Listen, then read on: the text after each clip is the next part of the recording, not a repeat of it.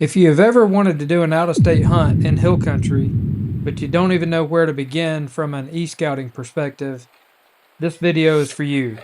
Today we will randomly select a piece of hill country ground and drill down until we've identified some high confidence spots that we can hunt now and thoroughly scout after the season ends. In contrast to my previous video, which focused on timber cuts in the Appalachian Mountains of Pennsylvania, characterized by significant elevation changes ranging from 700 to 900 feet, today's video concentrates on a region within the western part of Kentucky, characterized by elevations between 400 and 660 feet, or a 200-foot elevation variation. Now let's zoom out to the 1,000-foot scale.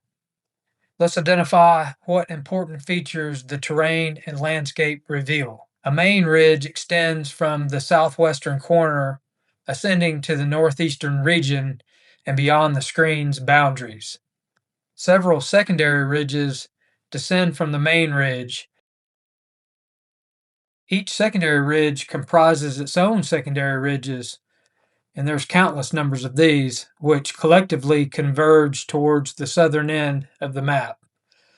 The screen displays at least 7 thermal hubs that warrant further investigation. Next, switch CalTopo's base layer to Global Imagery. Extensive agricultural fields extend in the northwest, with smaller ones located in the east and to the southeast. Smaller fields or a logging operation are situated to the north and west of the main ridge.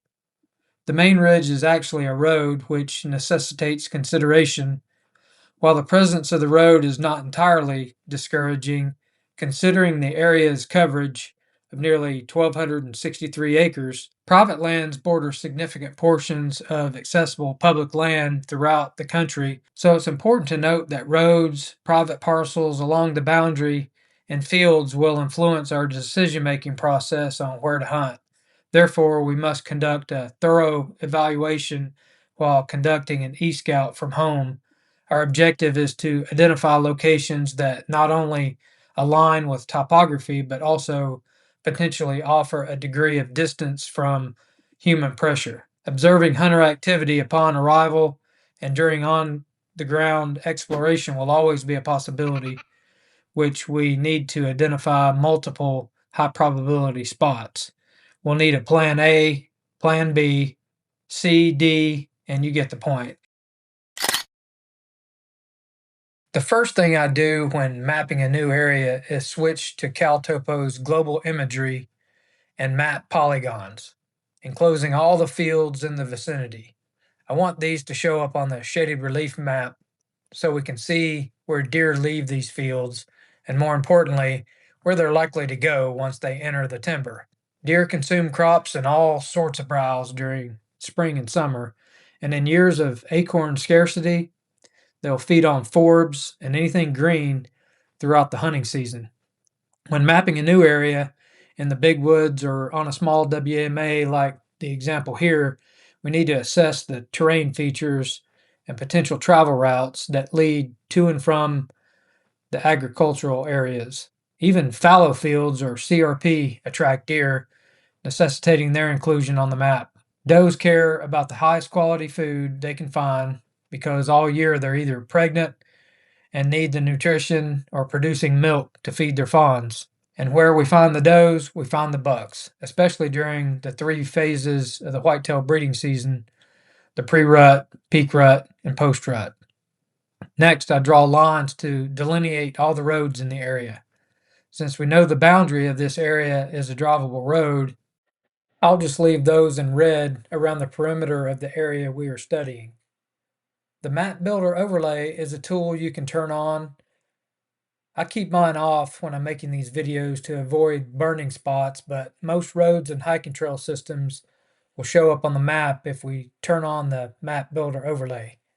Next, closely observe LiDAR data for ponds, old logging decks, steep areas, and anything that sticks out to us on the map. I like to draw blue polygons around ponds in the timber because In many places you can hunt in hill country, these creeks in the bottoms will be dry in some years. If there's been a drought, ponds and high drainage natural springs will be something that we will want to key in on because these ponds might be the only source of water for miles. I will review Google Earth's historical imagery to ascertain timber harvesting dates and any pine planting history. Additionally, I'll create polygons for conifer stands as certain age groups provide bedding and thick security cover if pressure is high in the area. The transition lines between hardwoods and conifer forests are usually travel routes, and I find a lot of buck sign along these transitions. Next, I'll mark any designated parking areas on the map. And finally, mark private homes to indicate potential sources of pressure. Similarly, if we can verify during postseason scouting that a private spot is not adding any pressure, perhaps the owner doesn't hunt. So we'll want to check these areas out thoroughly because a mature buck may feel safe in the vicinity of a private home. While we know that outside influences will always play a factor as far as human pressure is concerned, we are planning an out-of-state hunt from home, so we need to pick out some high probability stand locations as plan A, B, C, and so on. Let's first remove these secondary ridge lines in blue to remove some clutter off the map. Each of these question marks are areas I want to look at individually, and each spot will be unique. Up here close to the northern parking lot, the first place I want to check out is the Topo Hub. It looks relatively close to the parking lot, but let's measure the distance. I like to do a lot of measuring. If you're wondering why, the number one reason is perception of scale. When you put boots on the ground, everything is much, much bigger than it is when you're e-scouting from the lazy boy eating a few Cheetos. The distance from the parking lot to spot one is a half a mile. A half a mile isn't far. Many of you spry 20 somethings watching this may walk 2 or 3 miles in much steeper terrain, but for many, a quarter of a mile with 20 or more pounds of gear is just about all your double cheeseburgers want to muster. In a Penn State University research project, which you can look up online, the average hunters walked in less than about 580 yards from a road or access point. A half a mile is 880 yards, so I want to check all of my spots based on terrain and not pressure. It's nearly impossible to determine how much pressure is on a public area until we get there and witness it from the timber, but what we don't want to do is fail to check out the areas that should be funneling deer. Why spot number one? So let's zoom in and look at why spot number one. First of all, there's a thermal hub over here to the east, and then over the ridge and to the west, there's another thermal hub. And this is really a lot of ridges coming down into one spot right here. But I like the crossover because it's a topo hub. And I say that because you've got the long ridge coming out of the south, even though a logging road is on it. You've got a ridge system with a number of secondary ridges leading up from the east, where the crop fields are at. And you've also got another thermal hub right down here with a ridge going up to this topo hub. Likewise, over here in the western thermal hub, you have a ridge that goes up and around and down to this south-southeast facing ridge that goes down to the crop fields that the deer may use, but the more likely travel path for the deer would be to come up this drainage and cross over this little saddle right here. So uh, it's not far from the parking lot, but a lot of people might walk by this or not see this feature. But the first thing I want to do when I start my scouting process is come in here and see if there's any tracks running across this logging road. If I see some big tracks, I'll quickly dive off over here to the top of this drainage where I should find some rubs along the transition line or where these planted pines are at. The only thing I lose hunting here with a west wind is this drainage. I feel like my wind would bounce off or swirl down in here, uh, and I'm not really worried about it. You have to give up something, so I'm going to give up this drainage in favor of deer moving across this little saddle, which is kind of a hub down in here. I would call that more of a V-shaped hub, somewhere I would never be able to hunt much unless there was no wind and dropping thermals. But the west is over here, so the sun's going to be shining down in here quite a bit. Conversely, over here, I'd like to hunt it with a west wind, but I like the thermal situation too. So if I turn on the sun exposure layer for November at 5 p.m., you can see that my thermals are going to start, dropping down into this drainage that I'm giving up. I also feel like this transition helps the deer travel, and they like to climb early in the mornings when they're coming out of the crop fields and going back to bed. So when they're climbing up to get to their bedding spot, which could be in a number of places on some of these points, but I feel like the deer would be forced to walk around the top of this drainage. It's really steep, and then once they make their way over to go down into this other drainage or to go bed somewhere, it's likely they're going to come by me. This steep drainage right here creates a nice little funnel between these two. A couple of other things that I really like about the spot, and I'm going to want to walk down the edge of this dark green to see if there's some rubs that are just inside the timber, outside the 20 or 30 yards from this logging road.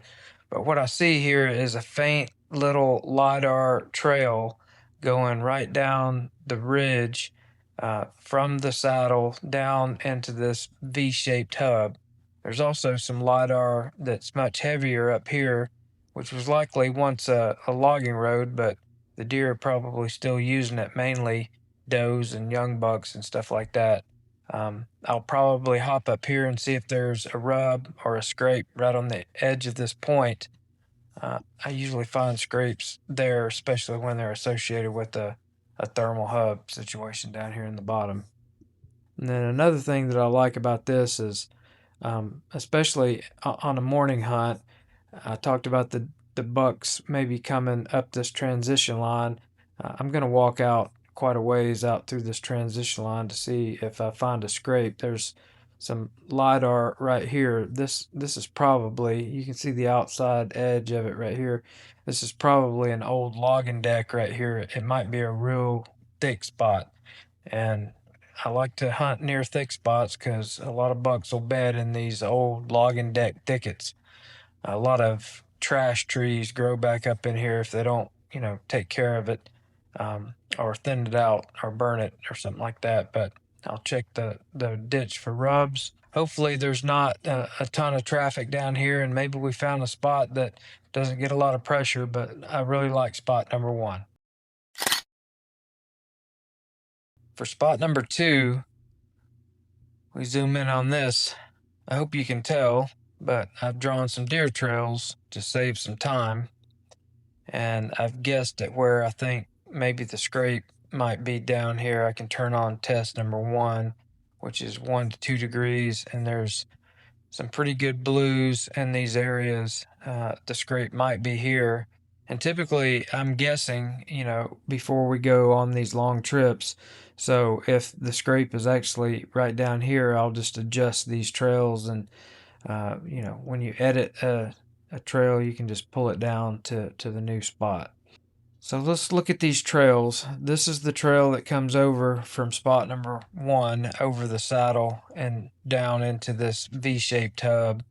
And I would expect it to stay above the creek. Either there's going to be a creek crossing right here or there's going to be one right here. And again, I can just adjust the trail if needed. I want to check this area really good because it's nice and flat. There might be a scrape here. There might be a scrape here. There could be a scrape right down here. I'm definitely gonna talk about that later, but we're gonna go and check all these flat spots. You can do that relatively quickly before you set up to hunt, as long as you're taking your time. Trails are going to come down all of these ridges, and that's why these thermal hubs are so important for deer, because they can gather a lot of information, especially when the winds are swirling. And that's why we need to hunt it when the wind is blowing from a spot where wind can have an escape route. So if we look at the way that the drainage runs, it runs down to the south southwest. So we're going to need a north northeast wind. And this wind is 200 degrees, so it's right in that north northeast range. So we're going to need a north northeast wind to blow it down here at 200 degrees. And because it's so low, we have a topography elevation change of about 240 feet. So we need at least a 7 mile per hour wind that's constant. And we're going to want to check it with milkweed, but that's the way I would see hunting this thermal hub. The reason I picked the stand locations is based on what I see from the steep areas here in the bottom. This trail here, which I have as either a buck trail or a doe trail, is a trail that concerns me. It concerns me for a couple of reasons, because if this is a doe trail, then I'm gonna lose that. And there's always a possibility of you getting winded by a doe that drops off one of these ridges. So I picked it out because there's some steep stuff here. The creek runs down through here, and if we turn on the sun exposure layer in CalTopo for 5:30 p.m., you can see that the thermals are starting to pool down here. So the thermals will be good for me after 5:30 p.m.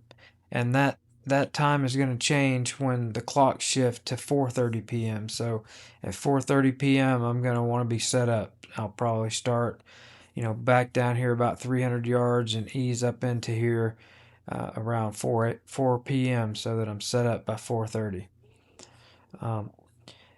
This trail here, and let me back out because it's a lot easier to see it when you zoom out.